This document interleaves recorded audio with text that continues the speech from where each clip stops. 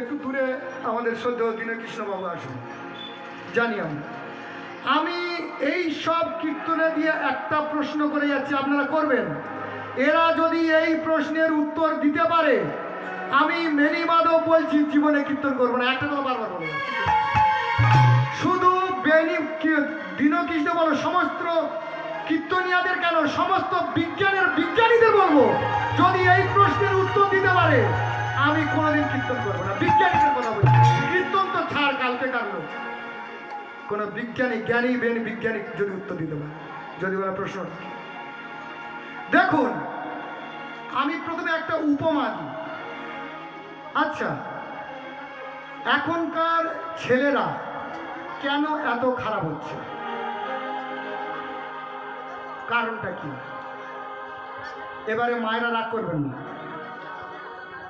শতকরা 95% মা সন্তানের স্তনদুগ্ধ পান করাতে জানেন।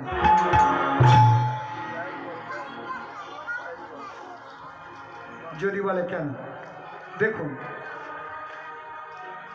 আপনি মা, আপনি সন্তানকে স্তনদুগ্ধ পান করাবেন। এইবারে আপনার স্বামী বাজারে গিয়েছে, বাজার থেকে আসতে দেরি হচ্ছে, আপনি রেগে বলছেন তোর বাবা আসুক আজকে তোর একদিন কিংবা তোর বাবার একদিন। মানে এই যে রাগ যা সঞ্চার হলো, কোথায় হলো? দেহের মধ্যে। দেখবেন এক একটা লোক আপনার সামনে এসে দাঁড়িয়ে আছে, কি রে এত মন খারাপ কেন, তোর কি গরু টরু মারা গেছে? কিন্তু না, তার ঘরের গাদাটা পুড়ে গেছে। সে কিন্তু মুখে বলেনি, তার অবয়ব একটি কথা বলে। চাইল্ড সায়েন্স পড়লে বুঝতে পারবেন, চাইল্ড সায়েন্স নিয়ে যারা পড়ছেন তারা বলতে পারবেন। চাইল্ড সায়েন্স বলছেন এই অবয়ব একটি, আপনার সামনে একজন এসে খুব কিনে লটারিতে টিকিট পেয়েছে, বেশি হাসি খুশি দেখছি, সে কিন্তু তোমাকে একবার বলেনি লটারিতে টিকিট পেয়েছে, তার অবয়ব একটি ফুটে উঠেছে।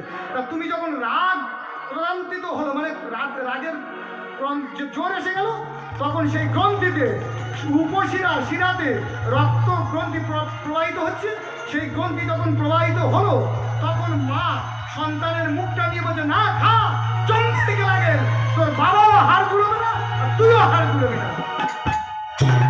এই রাগের সময় যে স্তনদুগ্ধ পান করছেন তিনি কি খাচ্ছেন? ভালো করে ভেবে দেখবেন, একটা চাইল্ড সাইকোলজি বলছি, কিন্তু আমি বলছি বিজ্ঞানসম্মত প্রমাণ। আপনি যে রাগের সঞ্চার হয়ে যে স্তনদুগ্ধ পান করাচ্ছেন, ওটা বিষক্রিয়া তৈরি হয়ে যায়। কারণ আমি তো রেগে আছি। আমার মনে হয় ভারতের মাতার যা গুণ, অন্তত কোনো নারীকে স্নান না করে সন্তানের দুধ দেওয়া উচিত। তিনি সন্তানকে কোলে নিয়ে বলবেন, কোটি কোটি বিশ্ববাসীর মধ্যে এই অমৃতের পুত্র আমার সন্তান দেশবাসীর মধ্যে একজনের একজন হবে। এবার বলুন, এই স্তনদুগ্ধ পান করে মা কতটুকু সুখ পেল, বগলের থার্মোমিটার দিয়ে বার করা যাবে? যে মা আমাকে কতটুকু সুখ দিয়েছে থার্মোমিটার দিয়ে বার করবো না, একদম পারলাম না। এবারে বলি, আমাদের দেহ জড়, আপনি কি দেখতে পাচ্ছেন আমাকে? আপনি দেখতে পাচ্ছেন না, কারণ আপনি যদি মনে না করেন আমাকে দেখতে পাবেন। ভালো করে ভাবুন, আপনি মনে না করলে কোনো কাজ করতে পারবেন না। আপনাকে মনে করতে হবে যে আমি এবারে আনাজ করব, এবারে জমিতে নাঙল দিতে যাবো, আপনাকে মনে করতে হবে, মনে না করলে হবে না। তাহলে মন বলে একটা বস্তু আমাদের মধ্যে আছে তো, এর মধ্যে আছে। সমস্ত কীর্তনীয়দের কাছে অনুরোধ, এই মন কোথায় থাকে সেইটাকে বার করে দেখাতে পারবো, কিংবা এই দেহের কোন জায়গায় অবস্থান করছে সার্জিক্যাল বোর্ড বসিয়ে বডি চেলা করে থালায় বার করে দেখাতে পারবেন। এটাই তো মন। কীর্তন তো অনেক শুনেছেন, এটা আলু বিক্রি না, এখন অনেক বাকি।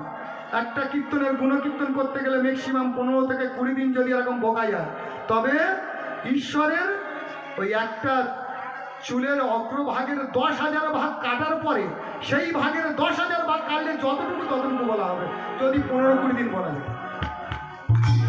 আর 3 ঘন্টায় আমরা কীর্তন করতে এসেছি, কি অদ্ভুত ব্যাপার।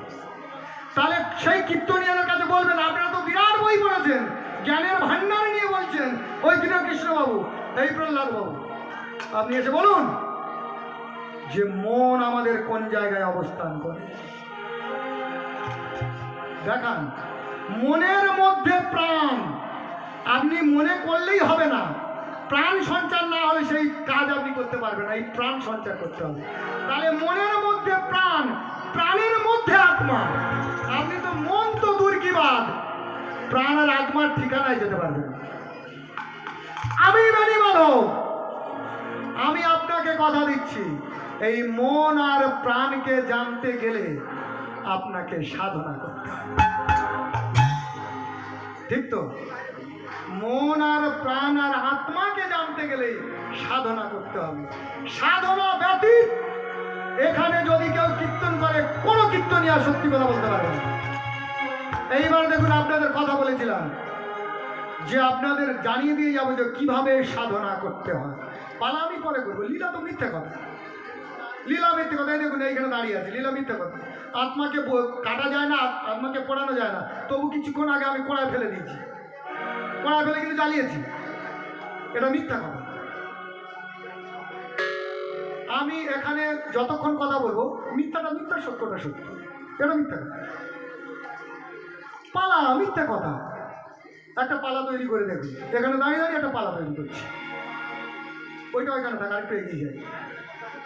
বলছে একজন গোয়ালিনী তার ছেলেকে বলছে, মা বাবা, আমি আজকের এই প্রভুর সেবা দিতে পারবো না, কারণ অনেক দূরে আমাকে এই দুধ বিক্রি করতে যেতে হবে। বাবা তুই আজকের এই সেবাটা দিয়ে দিস, আর প্রভুর খাওয়া হয়ে গেলে তবে তুই খেয়ে সেই প্রসাদ গ্রহণ করে গরুগুলো মাঠে নিয়ে যাস।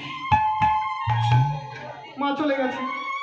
এবারে ছেলেটা কি করেছে, সেই মায়ের দেওয়ার প্রসাদটা এনে ঠাকুরের সামনে বসিয়ে দিয়ে দাঁড়িয়ে আছে, তাড়াতাড়ি খাও, গরু নিয়ে যেতে হবে। ও তো জানে না যে ভগবান কি করে খাবে, চুপচাপ দাঁড়িয়ে, ভগবান খাবে? বলছে ও মা দিলে খাবে আর আমি দিলে খাবে না, আমার দেরি হয়ে যাচ্ছে, গরু নিয়ে যেতে হবে, অন্য যে পালনটা চলে যাবে, খাবে হ্যাঁ কি না? তো ঠাকুর খাবে। ছুটে গিয়ে হেলে বাড়িটা নিয়ে এসেছে, বলছে খাও তো খাও, নালে কিন্তু হেলে বাড়ি দেখতে পাচ্ছে, মা দিলে খাবে আর আমি দিলে খাবে না। হরে কৃষ্ণ হরে কৃষ্ণ। বলে দিন ভগবান অন্তর জানে। তিনি কি মনে করেছেন? তিনি মনে করছেন সত্যি সত্যি যদি ওই বিগ্রহের উপরে বাড়ি মারে, তাহলে বিগ্রহটা যদি ভেঙে যায়, ওর মা এনে ওকে মারে। ভালো, অন্তর্যামী ভগবান, ভগবান আমাদের ভগবান কেন সব সময় দেবার জন্য আছে। অনুরোধ করব